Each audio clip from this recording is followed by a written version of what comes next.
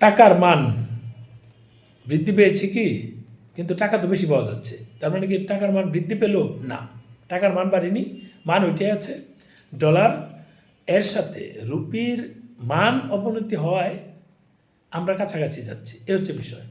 Dollar দিয়ে যেহেতু compare করা হয়, আমরা কাছাকাছি যাচ্ছি। আগে যেমন আমরা 68-70 পেতাম, সেটা 74-এ চলে গিয়েছে। যেমন আজকে ডলার 90-এর উপরে ছিল, 90-এর উপরে ছিল সর্বশেষ। তারপর আমি একটু লাস্ট ট্রাই করে দেখি ডলারের আপডেটটা কী আছে, একটু দেখি।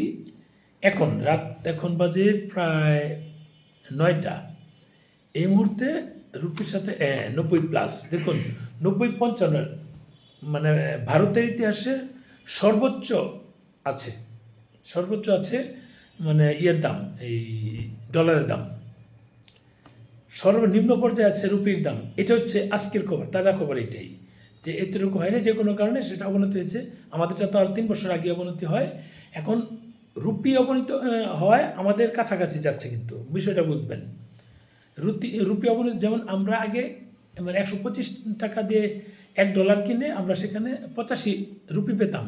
এখন 125 টাকা দিয়ে সেই ডলার কিনে 90, 91, 92 রুপি পাচ্ছি। এটা হচ্ছে আমাদের মানে প্লাস পয়েন্ট, আর কিছু না। ভালো থাকবেন, শেয়ার দেন ভিডিওটা।